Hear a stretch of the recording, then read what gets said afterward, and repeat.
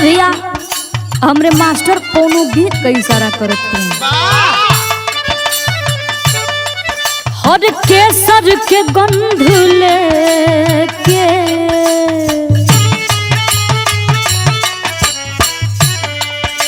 वो केसर के गंध लेके पुरवा चलल रहे।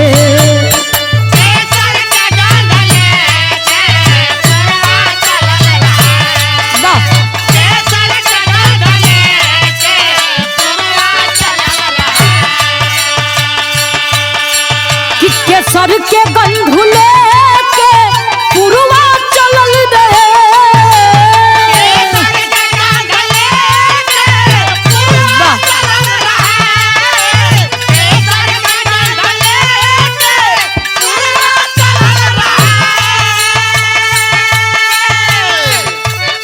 वो केसर के गंध लेके पुरवा चलल रहे।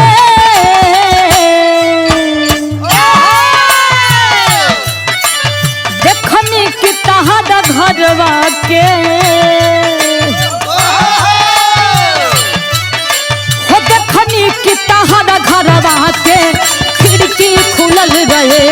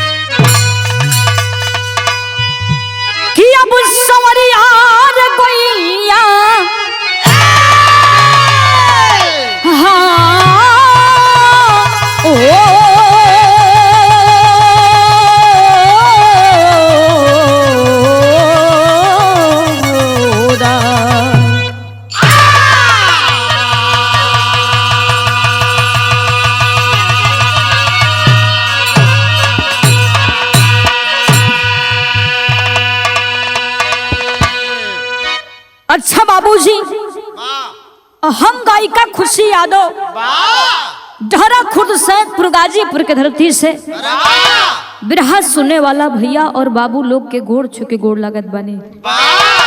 हमरा बिरहा का शीर्षक बा कर्नाटक कांड। 4 लाइन भूमिका के अंदर कवि जी बड़ा सुंदर बहाव लिखो तो उन कैसे मास्टर।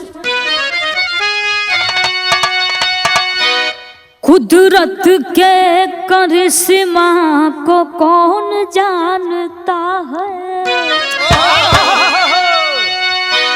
इंसान को ही अब खुदा ने बताया। टूट करके बिखर जाता सपनों और मंदिर, गम के आंसू क्यों आज कुल को डुबाया। कितने मासूमियत का अब बलि चढ़ गया, तिल मिलाती आत्मा को अब किसने रुलाया। कभी श्याम लाल की कलम रुक रही है, एक साथ 6 लोगों को मरघट जलाया।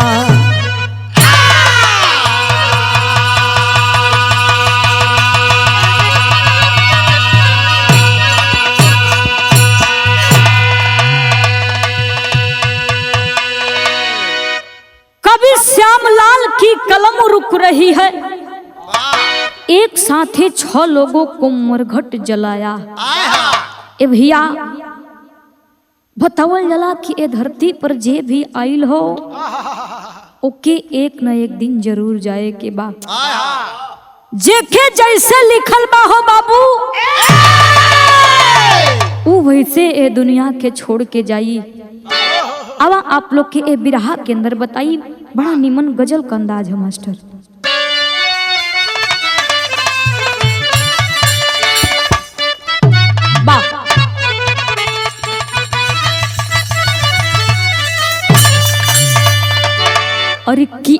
ऐसा पहेली हो कि ऐसा पहेली बार हुआ है, ऐसा पहेली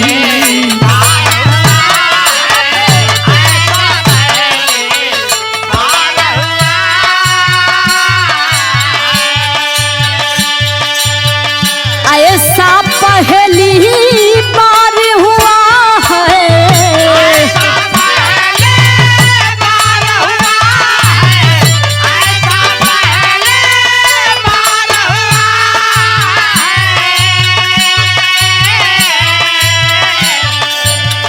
ऐसा पहेली बार हुआ है। हमको किसी से, हमको किसी से प्यार हुआ है,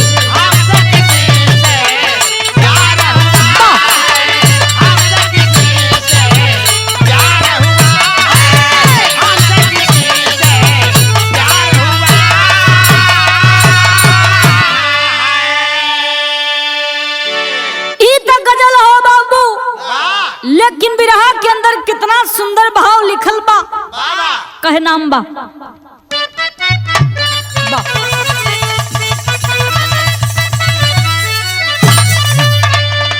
अरे कि जीवन सस्ता, कि जीवन सस्ता आज हुआ है, जीवन सस्ता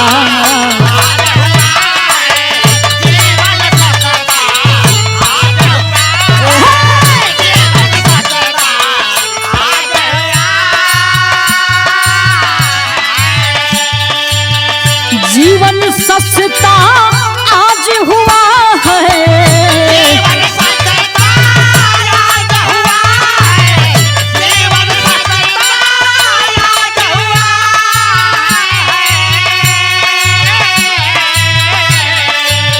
जीवन सस्ता आज हुआ है।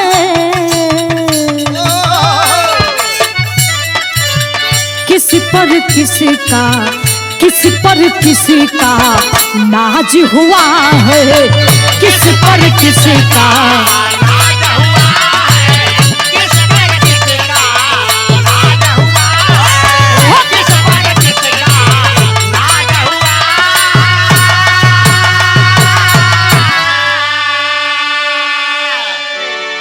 ए बाबू, यही जैसे हमरे कहानी का शुरुआत हो गई। जरा एक कहानी पर गौर करी हा बाबू लोग, नजम का भाव लगत हो।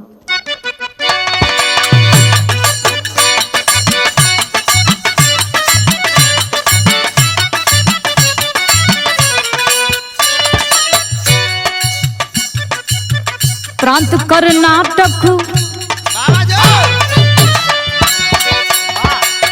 प्रांत कर्नाटक की बंगलोर राजधानी है, भरा परिवार था आज बन गई कहानी है।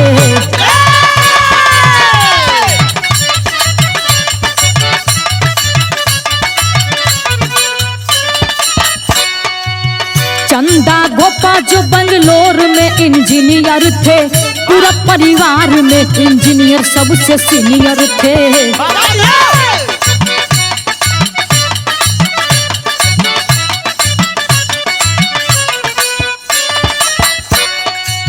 पत्नी गुरवाई के बेटी एक लाल रही, बेटी दीक्षा बेटा ज्ञान 6 साल रहा।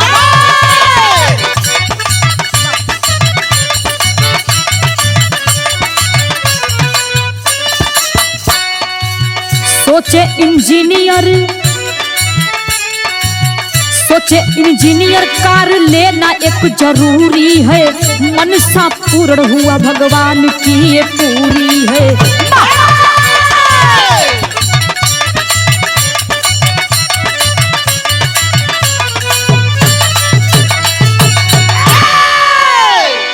अच्छा बाबूजी, जरा यह बिरहा पर गौर करा लो। प्रांत कर्नाटक जेकर राजधानी बतावल गई बेंगलोर, वही का रहे वाला चंदा गोपा रहल हो बाबू। पत्नी का नाम बतावल गई गोरबाई। गोरबाई दोनों प्राणी के बीच में दू ठे बचवा रहलन, जौने में एक ठे बिटिया रहल और एक ठे बेटवा रहल। समय बीतल बा, बेटा 6 साल का रहल हो बाबू। धीरे धीरे कुछ दिन बीतत बा और जौन बाबू रहलन वो एक ठे इंजीनियर रहल। मन में सपना बा, मन में ललसा सजौले हवन कि काहे ना एक ठे कार ले लेवल जा। समय बीतत बाबू, वो समय भइल का सारंगा का भाव में कहे नाम बा।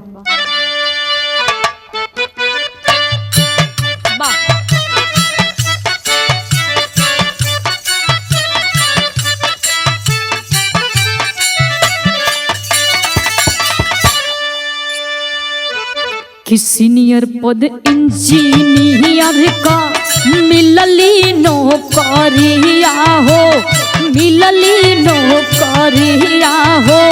धन दौलत रहले घाट जी, तो सुखमय काटत रहे सब कर जिंदगिया हो, सब कर जिंदगिया हो। कैसन विधन डलल सबीसा माधा जी। ए बाबू, चंदा घोपा एक इंजीनियर थे। समय बीते लागल, धन दौलत रुपया पैसा का कोनो कमी नहीं के हो बाबू। पूरा परिवार सब खुश बा। लेकिन एक दिन का बात रहल, उनकर पत्नी गुरबाई एक थे अपने सैया से बात कहली। का कहली? बिरहा में एक थे गीत लगत हो। वाह बारे मास्टर ये हो।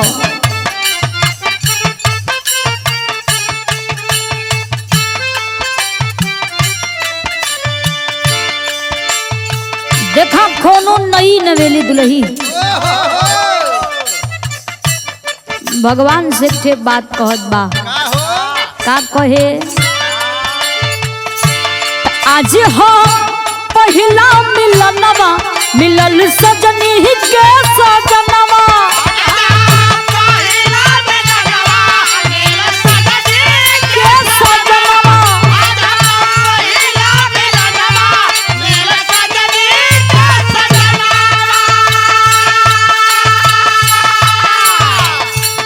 हमार अन्ययन गुलाब नियन खिलल बाबा तमवा। क्या बात?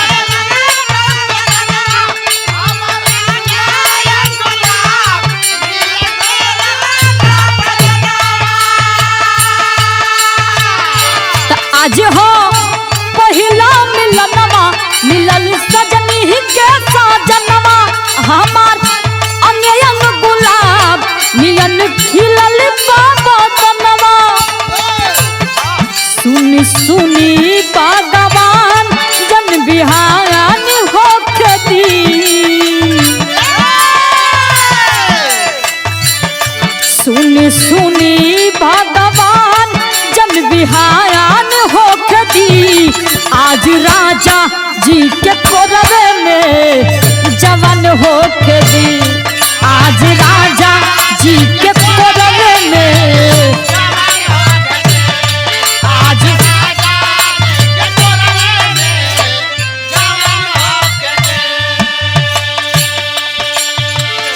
ए भैया चंदा घोपा का ले लेलन। उस समय लोग बड़ा खुश बा, अगल बगल के लोग भी बड़ा खुश होवन। लेकिन उनकर पत्नी एक थे बात कहती अपना सैया से। का कहली? औरती बोलली बचनवा, तानी सुना मोर सजनवा। बोलली बचनवा, तानी सुना मोर सजनवा। तानी सुना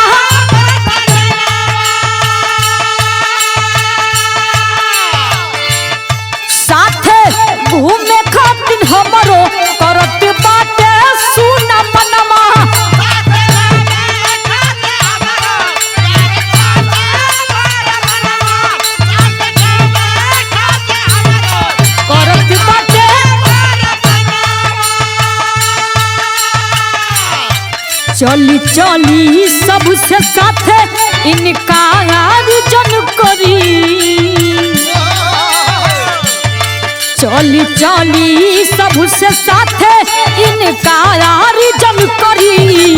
मन लागल बाटे बचवन के बेकार जन करी। मन लागल बाटे बचवन के बेकार जन करी।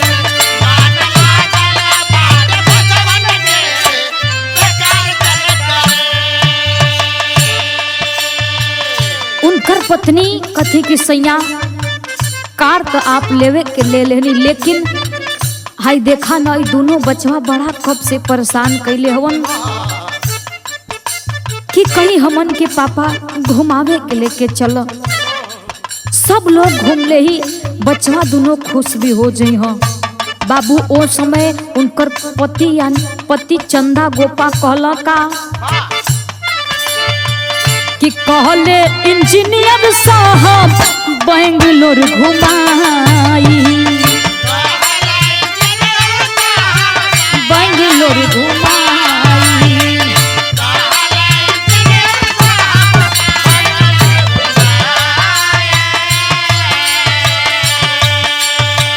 केहू के ना ड्राइवर रखब अपने चलाई।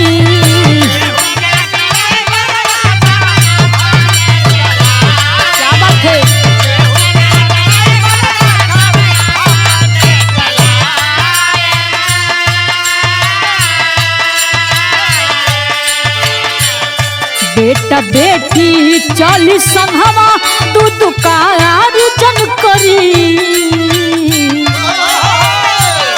बेटा बेटी चली संघवा दूध कार जन करी।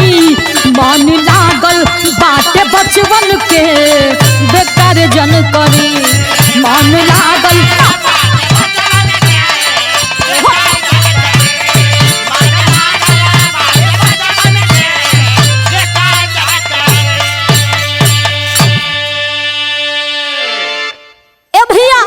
जब इतनी बात चंदा गोपा सुनलन कहा कि सही कहतारू, लेकिन एक थे हमार बात सुना चलाई तो हम ही ओकार के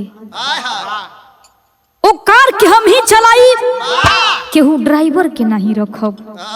जब इतनी बतिया कहल हो बाबू उनकर पत्नी दोनों बचवा बड़ा खुश भइलन कि बाबू हमन के जरूर बेंगलोर घुमई हो। तैयारी बनावे लगलन और दो चार जनी कुछ अगल बगल के लोग भी रहलन साथे में जो उनकी उनकरे साथे गईलन। वो कार में सब लोग यानी 6 लोग वही कार में बैठ गईला हो बाबू। जब 6 लोग वही करवा में बैठल हवन तब भइल का टेरी का भाव लगत हो।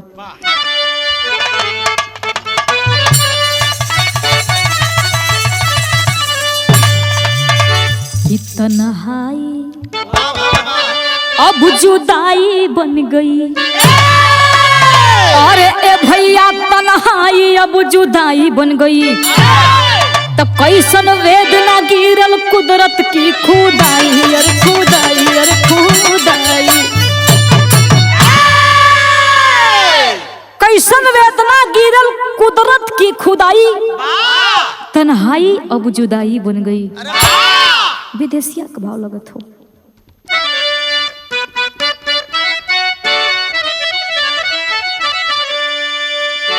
झारखंड के आरिफ ड्राइवर ट्रक भर के जाते रहले कि 26 टन लोडी कैले रहले सामनवा। कि तेज रफ्तार में इंजीनियर साहब आवत रहले हो। कि त्रिकोण रोड पर घटी गईले घटनवा। कि पत्नी गोरा बाई बेटा ज्ञान दीक्षा बेटिया हो आई बिटिया विजय लक्ष्मी रहली जननवा कि ट्रकवा के नीचावा अबो दबी गईले करवा हो तो भयंकर एक्सीडेंट में गईल 6 लोग के जनवा। ए बाबू इधर चंदा गोपा अपने पूरे परिवार के लेकर के हो बाबू वही कार में बैठोले हवन। कार में बैठा के कार के भी उहे चलावत हवन। बड़ा तेजी से रफ्तार में रहला, बड़ी तेज रफ्तार में रहला बाबू। लेकिन उधर झारखंड का एक आरिफ नाम का लड़का रहल जौन की ट्रक चलाते हुए आ रहा था बाबू।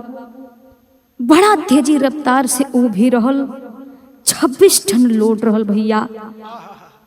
तब तक इधर से चंदा गोपा कार लेके जात हवन, उधर से वो आरिफ अपन ट्रक लेके आवत हवन। बाहरे भगवान गाड़ी टकरा जाते हो बाबू और कार ट्रक के अंदर दब गई। देखा हो भैया जब कार वो ट्रक के अंदर दब गई तो जितनी वो करवा में लोग बैठल रहल हो भैया छपा के ये दुनिया के छोड़ के चल गई। वही रोड पर एक्सीडेंट हो गई, सपना सपने रह गई सब कर। बाबू वो समय भइल का गीत लगत हो।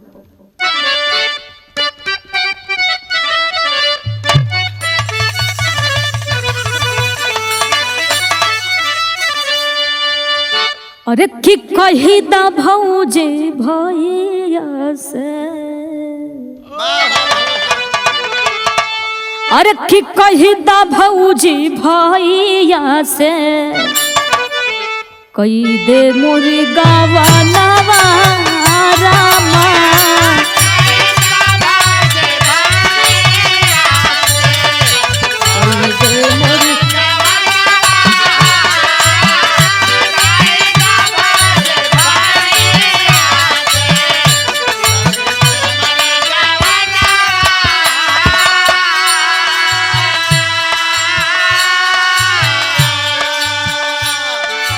ए भैया जब वही रोड पर एक्सीडेंट भइल बा, ट्रक के अंदर कार दबाइल बा, तो भइल का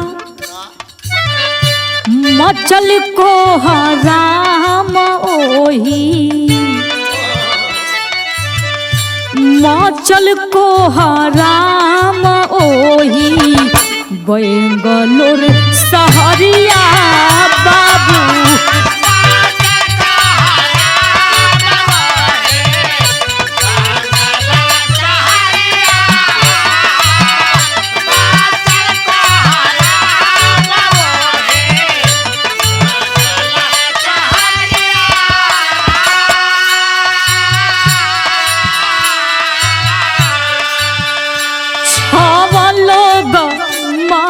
गईले 6 लोग मारी गईले कार के भीतरिया रामा।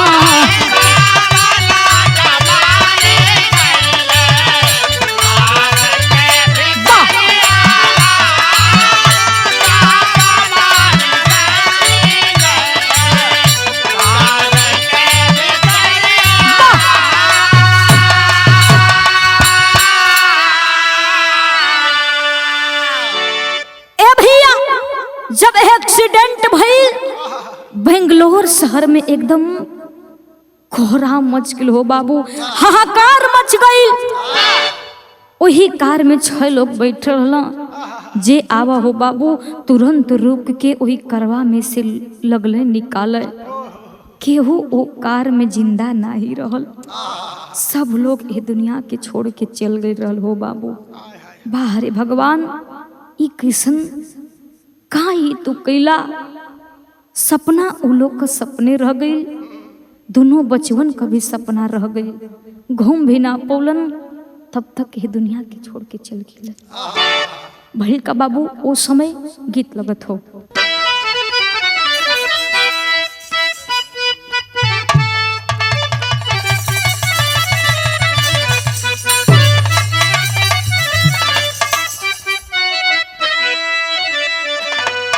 देखा कोनो प्रेमी अपना प्रेमिका से एक बात कहत बा, का कहे, हो जाई बुझा दिया पाने ससुरवा, हो जाई बुझा दिया पाने ससुरवा, देई के महुरावा जई हो ये जान।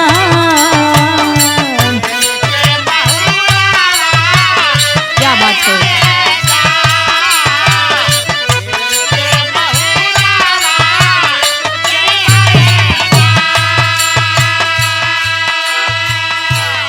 हे बाबू, जब परिवार वालन के पता चलल हो भैया, तो ओ समय बड़ी का जनल जब घरवा के लोगवा,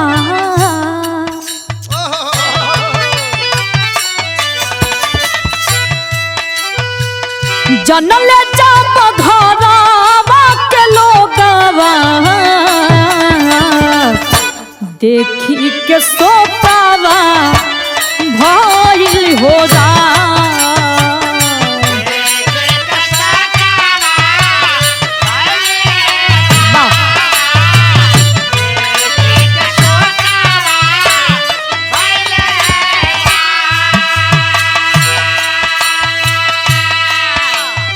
ए भैया, ये जब पता उनकरे घरे लागल हो बाबू, सुन के पागल हो गईलन। केहू का दिमाग काम ना करत हो। भइल का एम्बुलेंस से लाश जब गौवा में आइली,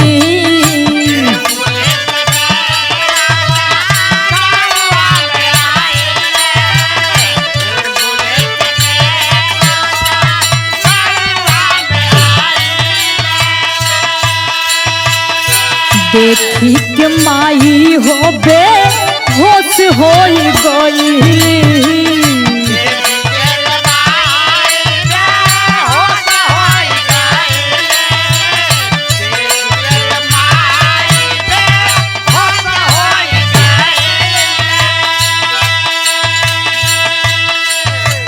जियत विधन कौन दिहल रोगवा,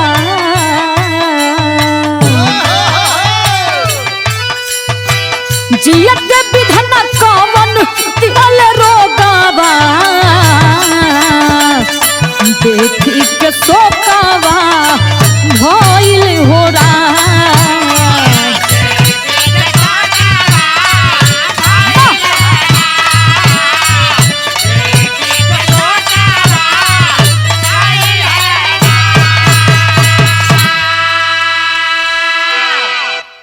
ए बाबू, एम्बुलेंस में उ 6 लाश भर के लेके गई हवन। कहा? चंदा गोपा के घरे। जब एम्बुलेंस घरे गई हो बाबू, लोग देखत हवन, आंख से आंसू झरझर झरझर गिरत बा। जब लसिया और एम्बुलेंसवा पर से नीचे उतारल गई हो बाबू, देख के सबकर दिमाग हिल गई। लोग मने मने सोचे बिचारे लगलन कि बा हरे भगवान, ई तो कैसन का कर देला। भइल का बाबू, आल्हा का भाव लगत हो।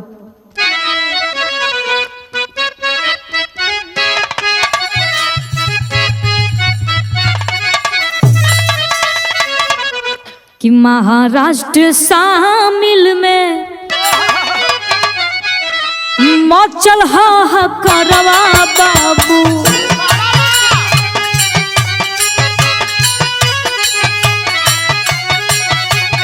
सबरी नगरिया करेला हाय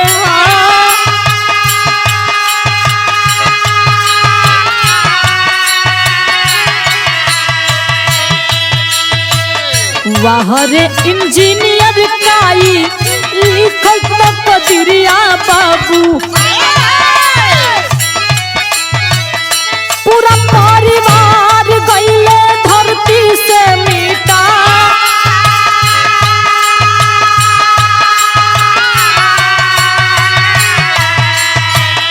एक साथ 6 गोला से गईल असमसनवा बाबू।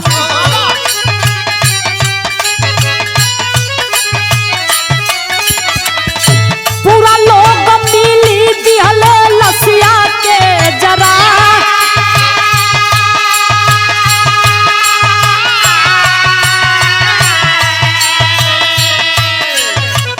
कि बापो के कन्हिया को बेटवा कलसिया बाबू। बूढ़ा बूढ़ी दोनों प्राणी गईले बिलखा।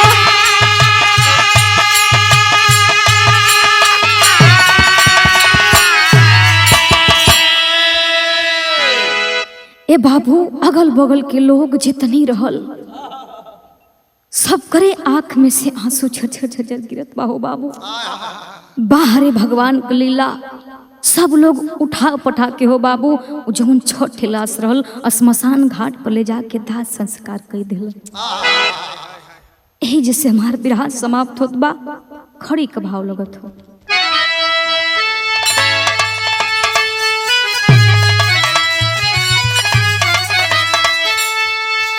और खिजियते हमारी बेटवा तू बिसार गईला।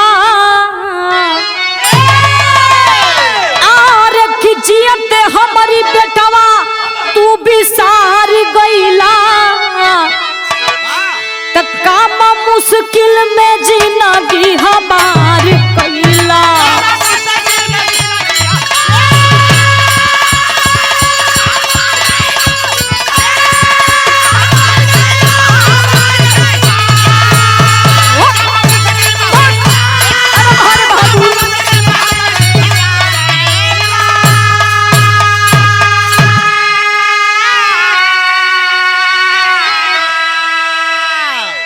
कि श्रद्धा सुमन अर्पित करे अइले जंवरवा। अरे कि माई बाप को तोड़ल बेटा जियाते सहारावा।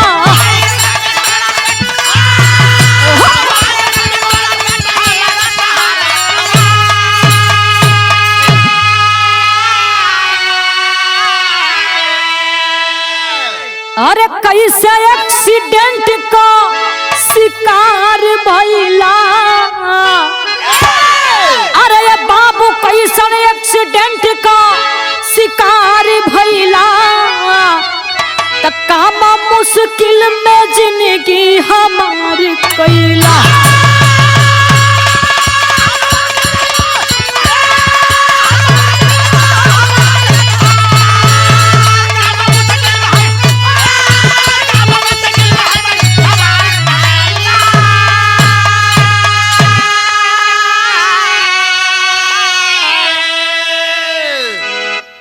बाबू मने मने सोचे लगलन कि बाहरे भगवान।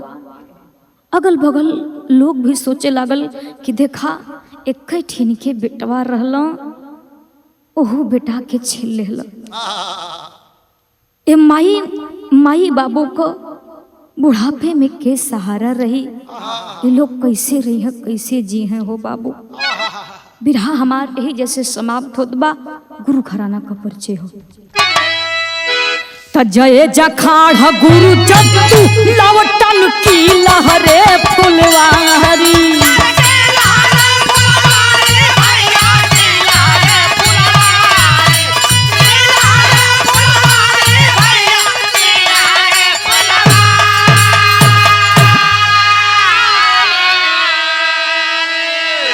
अरे किस स्वर्ग बसे रामनाथ डॉक्टर गौतम की तैयारी।